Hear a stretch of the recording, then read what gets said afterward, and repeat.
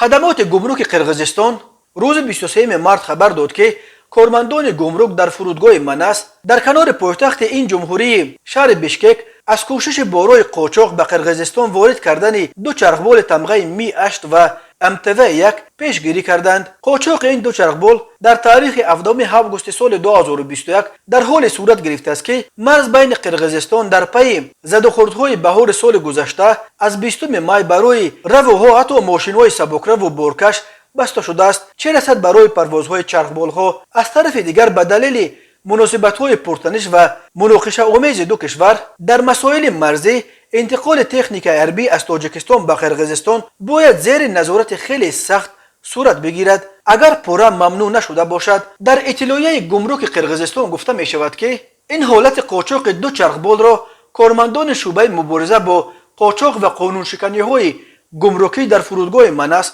آشکار کردند. معین کرده شد که روز 7 آگوست سال 2021 به قلمرو گمرکی AIS در جمهوری قرقیزستان از شهر دوشنبه جمهوری تاجیکستان به نام شرکت FSA چرخبال‌های می 8 و MTV 1 وارد کرده شدند. طبق قانونگذاری AIS هنگام وارد کردن مالها به قلمرو گمرکی AIS انجام عملهای گمرکی مربوط به انتقال‌های بارهایی که باید از روند گمرکی گذرند پیش بینی شده است، ولی در مورد این چرخبال‌های ذکر شده از زمان رسیدنشان یگان عمل گمرکی انجام داده نشده است. ارزش این چرخبال‌ها $640,000 آمریکایی را تشکیل می‌دهد. حجم ضرر به دولت رسانیده شده 3,519,723.26 سوم را تشکیل داد. گفته می شود در خبر گمرک قرقیزستان گفت این حالت را در روی خط یگانه جنایت‌ها ثبت کرده مواد جمع شده را به دادستانی کل قرقیزستان سپرده است. قاچاق این دو چرخبال در حال است که روابط قرقیزستان و تاجیکستان بخصوص در یک سال اخیر دوران پرتنش را سپری میکند. در یک سال اخیر در نتیجه زدوخوردهای مسلحانه در مرز دو کشور دست کم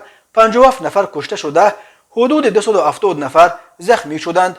درباره فعالیت شرکت FSA که این دو چرخبال را از دوشنبه به نام اون فرستادند یگان معلومات دسترس نیست. این شرکت با وجود به تجارت چرخبال‌ها مشغول شدنش در اینترنت حتی سامانه خود را ندارد. درباره اینکه آیا کدام شرکت این دو چرخبال را از دوشنبه به قرقیزستان فرستاده است نیز یگان معلومات تا حال نشر نشده است. قبلا درباره چند مورد توسط قلمرو تاجیکستان و قرقیزستان به مشتریان خارجیشان انتقال دادن سلاح و تکنیک حربی از جانب قاچاقبران سلاح خبرها نشر شده بود.